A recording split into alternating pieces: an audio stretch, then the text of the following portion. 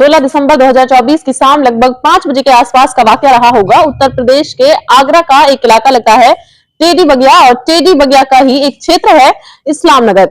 दरअसल एक दुकान के अंदर एक अनियंत्रित टेम्पो अचानक से घुस जाता है, और जैसे ही अंदर जाता है तो उसके बाद में एक 9 साल की लड़की होती है, उसके हाथ में चोट लग जाती है। बस इसी बात को देखते हुए कहासुनी वहां शुरू हो जाती है। दरअसल जो टेम्पो है वो इसी बस्ती का है, इसी मोहल्ले का है, और जो टेम्पो चालक है, जो ड्राइवर है, वो भी इसी बस्ती में रहता है।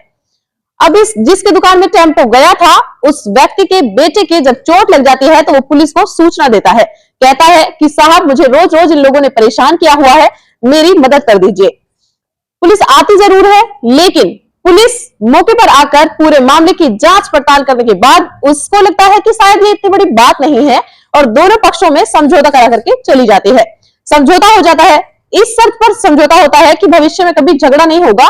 लेकिन अभी 2 दिन ही बीते थे, यानी कि 18 दिसंबर 2024 की सुबह लगभग 8 बजे के आसपास का ये वक्त रहा होगा। दोनों तरफ से पथराव शुरू हो जाता है, और पथराव होता है उसके बाद जो पीड़ित व्यक्ति होता है वो अपने बेटे के साथ इधर उधर कभी नेताओं के पास जा रहा था, तो कभी पुलिस के पास जा रहा है, कभी स्थानीय लोगों के पास जा रहा था, यह कहकर कि आप मेरी मदद कर दीजिए, मुझे लोग परेशान कर रहे हैं, मुझे पीड़ित कर रहे हैं, मेरे छोटा सा घर है उस पर लोग कब्जा करना चाहते हैं। जब कोई सुन नहीं रहा है तब उस व्यक्ति ने अपने इस घर को, अपनी इस जगह को छोड़ने का फैसला कर लिया। यहां से वो निकल जाता है दूसरी जगह पर। उससे कोई नहीं जानता था कि वो गया जरूर है, लेकिन 5 कत्ल हो जाते हैं। जैसे ही 5 कत्ल होते हैं, इसकी गूंज पूरे इंडिया में फैल जाती है। एक तरफ लोग नए साल का जश्न मना रहे थे, दूसरी तरफ सोशल मीडिया पर यह खबर तैरने लगती है कि एक ही घर के 5 लोगों की हत्या हो जाती है। आज की इस कहानी के माध्यम से ये जानने की, ये समझने की कोशिश करते हैं कि आखिरकार ये नए साल के जश्न में उस संध्या पर जो कि 5 कत्ल की इबारत लिखी जा रही थी, उसके पीछे की वजह क्या थी। और जैसे ही नए साल का जश्न मनाया जा रहा था, अगले ही दिन यानी कि 1 जनवरी 2025 को वो कत्ल की सूचना किस लिए पहुंचती है, और आखिरकार इसके पीछे की वजह क्या होती है। आदाब, नमस्कार, सत श्री अकाल, अस्सलाम वालेकुम। मैं साजिया। आज की जो सच्ची घटना मैं आपको सुनाने जा रही हूँ, ये सच्ची घटना है उत्तर प्रदेश की राजधानी लखनऊ की। लखनऊ का ही एक थाना लगता है, नाका थाना। दरअसल नाका थाना क्षेत्र का 4 बाग रेलवे स्टेशन के ठीक सामने एक होटल है जिसका नाम है शरणजीत होटल। उसका कमरा नंबर 109 से एक लड़का, जिसकी उम्र लगभग 24 साल के आसपास रही होगी, वो निकलता है और सीधा थाने पहुंचता है। थाने जाने के बाद अभी ना यहाँ पर कोई अधिकारी ठीक से आए थे, ना ही पुलिस वाले यहाँ पर ठीक से, क्योंकि रात भर ड्यूटी की हुई है, समझ नहीं पा रहे थे कि ज्यादातर लोग अभी सुबह जल्दी से उठे भी नहीं है। रात भर जो नए साल का जश्न मनाया था, सबके सब आराम से इत्मीनान से सोए हुए थे। लेकिन इसी बीच में जब थाने जाया जाता है तो सूचना देते हैं कि फला होटल के फला नंबर रूम में 5 लाशें पड़ी हुई हैं। तो पुलिस वालों को एक तरफ से लग रहा था कि किस तरह की बातें कर रही हैं, कि वो मजाक उन्हें लगा। उनसे पूछा जाता है कि तुम कहना क्या चाहते हो। वो कहता है कि शरणजीत होटल के कमरा नंबर 109 के अंदर 5 लाशें पड़ी हुई हैं, आपको जाकर के देखना चाहिए। पुलिस इस सूचना को बहुत सीरियसली लेती है, और पुलिस जब इस सूचना को मिलने के बाद सीधा उस होटल में पहुंचते हैं। रूम नंबर 109 की तरफ जब रुख किया जाता है तो वाकई सचमुच वहां पर 1 जनवरी 2025 की सुबह लगभग 8:30 बजे के आसपास का वक्त रहा होगा। 5 लाशें एक ही कमरे के अंदर, एक ही जगह पर जब देखी जाती हैं, चारों तरफ ब्लड फैला हुआ था। बस पुलिस की सांसें वहीं की वहीं अटकी रह जाती हैं। थोड़ी देर में यह सूचना उच्च अधिकारियों तक पहुंचा दी जाती है। अब एसीपी हो, डीसीपी हो, एसएचओ हो, या फिर कोई भी हायर ऑफिसर हो, भारी मात्रा में वहां ऑफिसर्स पहुंच जाते हैं जांच पड़ताल करने के लिए कि आखिरकार मामला क्या है। दरअसल जैसे ही 5 लाशों की सूचना मिलती है तो पता चलता है कि किसी का तो गला दबाया गया, किसी की हाथ की जो कलाई थी उसे किसी धारदार चीज से तार दिया गया है। सबके सब मर जाते हैं, यानी कि 5 लोग मर जाते हैं। इस कहानी के बारे में जब जानने की कोशिश कर रहे थे तो पता चलता है कि ये जो परिवार है वो उत्तर प्रदेश के आगरा का एक इलाका है, थाना ट्रांस यमुना और थाना यमुना क्षेत्र का इलाका लगता है टेडी बगिया, वही का मोहल्ला है, बस्ती है इस्लाम नगर।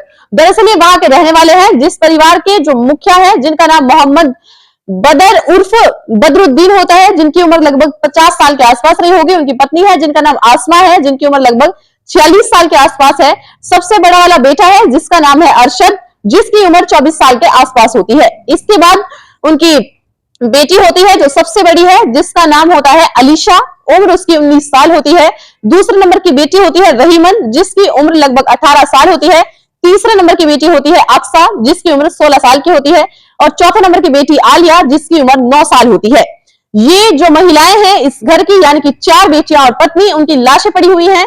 बेटा मौके पर ही था, जिसने बताया जाता है कि दावा किया जा रहा है कि नाका थाने में जाकर वो ही सूचना देता है, लेकिन जो घर का मुखिया है, जिसका नाम मोहम्मद बदर उर्फ बदरुद्दीन होता है, वो कहां पर है। उसके बारे में पूछा जाता है तो पता चलता है कि वो चारबाग रेलवे स्टेशन की तरफ गया है। अब यहां से कहां गया है, ऐसा दावा किया जाता है कि वो भी अपनी जान देने के लिए गया है। जान क्यों देना चाहता है, और वो लड़का जो आखिरकार वजह क्या है। जब लड़की की बात पूछी जाती है तो वो कहता है कि ये सब कत्ल मैंने ही किए हैं और पिता इसमें शामिल होते हैं।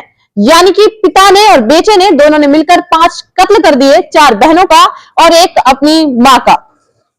अब इस बारे में पूछा जाता है तो दरअसल मोहम्मद बद्र उर्फ बदरुद्दीन जो होता है, वो और उसका बेटा ये आगरा में रहते हैं और आगरा में रहने के बाद फेरी का ये काम करते थे। कपड़े की फेरी लगाते थे, उसी से परिवार का भरण पोषण कर रहे थे, अपने परिवार को चला रहे थे। लेकिन जब मीडिया वाले आगरा के उस एरिया में पहुंच जाते हैं, इस्लाम नगर, और जानने की कोशिश करते हैं कि आखिरकार तुम्हारे मोहल्ले में रहने वाले मोहम्मद बदर और उसका बेटा अरशद, इन्होंने 5 कत्ल कर दिए हैं, क्या वजह है, तो स्थानीय लोगों का ये दावा शुरू हो जाता है। मीडिया में उनके बयान आने लगते हैं कि दोनों ही बाप बेटे झगड़ालू किस्म के थे, किसी न किसी से झगड़ा करते ही रहते थे और इसी झगड़ा की वजह से वो 5 कत्ल कर देंगे, इस बात का यकीन नहीं हो रहा था। इससे पहले कि लोगों की बात लोगों तक पहुंचती, इससे पहले कि इनकी बातें दुनिया के लोग समझ पाते, तभी सोशल मीडिया पर एक वीडियो बहुत तेजी के साथ वायरल होने लगता है। वो वीडियो होता है इस मोहम्मद बदर के बेटे का, जो सूचना थाने में देकर के आया था मौत की। दरअसल वो कहता है कि हमारे पास एक छोटा सा घर है और उस छोटे से घर पर बस्ती के लोग कब्जा करना चाहते हैं और हमने उस अपने घर को बचाने के लिए तमाम कोशिशें की, स्थानीय लोगों से मदद मांगी, पुलिस से मदद मांगी, कोई सुनने को तैयार नहीं था। तब हमने देखा चारों तरफ से रास्ते बंद हो चुके हैं, तो यहां से निकल आते हैं और निकलने के बाद वो इस ठंड में जगह जगह सड़क पर सोने को मजबूर हो रहे हैं। छोटे छोटे बच्चे हैं, 4 बेटियां हैं, वो किस तरह की परेशानियां उठा रहे होंगे आप सहज ही अंदाजा लगा सकते हैं। स्थानीय लोग कितने बदमाश किस्म के होते हैं, वो नकली नोटों का कारोबार भी करते हैं। तमाम जो भी अपराध होते हैं वो सारे अपराध में वो संयुक्त होते हैं, इसलिए उन्हें किसी न किसी रूप से उन्होंने हम पर प्रेशर बनाया और वो हम लोगों को जेल भेजना चाहते थे। यदि हम बाप और बेटे को जेल भेज देते हैं तो जो 4 बहनें हैं, उन 4 बहनों से वो गंदा काम कराएंगे, उनको किसी न किसी जगह पर बेच देंगे, वो गंदा काम करने के लिए मजबूर हो जाएंगी। इसलिए सोचा कि यहां से निकलते हैं, यानी कि स्थानीय से आगरा से वो निकलते हैं तो कहते जाते हैं कि हम लोग अजमेर शरीफ जा रहे हैं।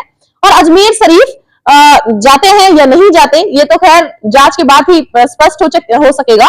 लेकिन 30 दिसंबर 2024 को वो लखनऊ के नाका थाना क्षेत्र के एक होटल, जो कि सरनजीत लगता है, उसके रूम नंबर 109 में रुकते हैं।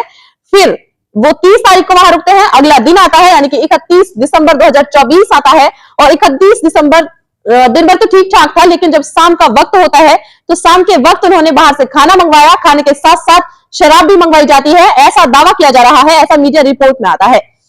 और जो लड़कियां हैं, वो जो माँ है, उनको भी शराब पिलाई जाती है। शराब पिलाने के बाद किसी के मुंह में कपड़ा ठूस दिया जाता है और किसी को वैसे ही शांत कर दिया जाता है। अब इनको मारना था, इनका कत्ल करना था, तो ये जो चीख ना सके, चिल्ला ना सके, इसलिए उनके मुंह में कपड़ा ठूस दिया जाता है, किसी का गला दबाया जाता है, तो किसी के हाथ की कलाई काट दी जाती है, ताकि ब्लड भारी मात्रा में बह जाएगा तो जाहिर सी बात है वो मर जाएंगे।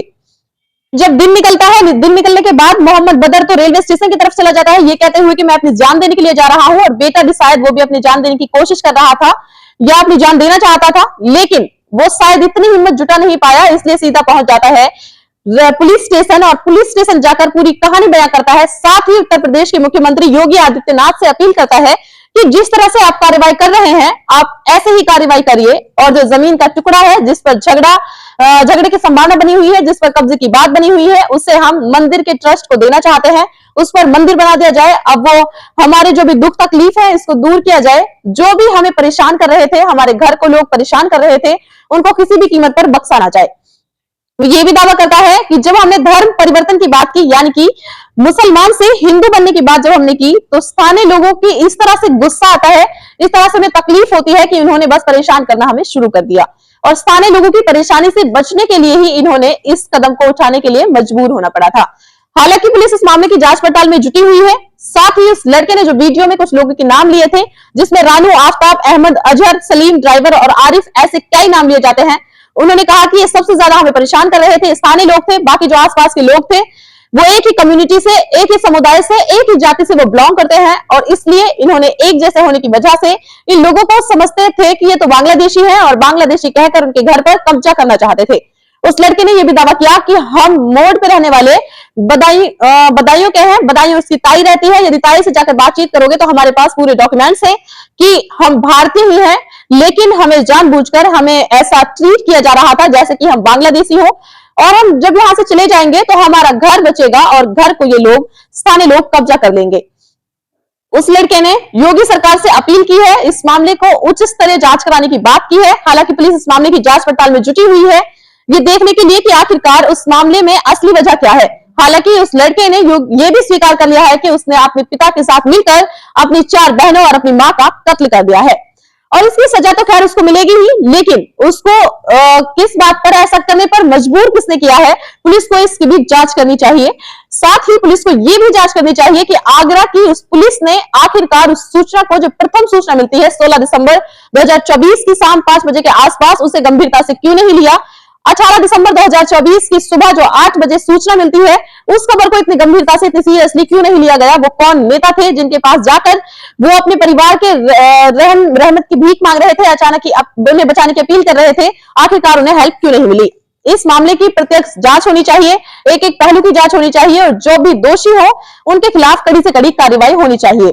इस तरह की सोशल मीडिया पर आवाज उठ रही है और इस 5 कत्ल की सूचना से पूरा उत्तर प्रदेश ही नहीं बल्कि पूरे भारत के लोग सन्न रह गए हैं, सोचने पर मजबूर हो गए हैं कि एक तरफ तो लोग नए साल का जश्न मना रहे थे, दूसरी तरफ लखनऊ से 5 लोगों के कत्ल की जब सूचना मिलती है तो वाकई कोई भी हैरान हो सकता है। दोस्तों, इस घटनाक्रम को सुनाने का उद्देश्य किसी को परेशान करना नहीं है, किसी का दिल दुखाना नहीं है, बल्कि आपको जागरूक करना है, आपको सचेत करना है, आपको अवेयर करना है। तो दोस्तों, कैसी लगी आपको वीडियो, इसके बारे में आप क्या कहना चाहेंगे, अपनी राय कमेंट बॉक्स में जरूर बताइए।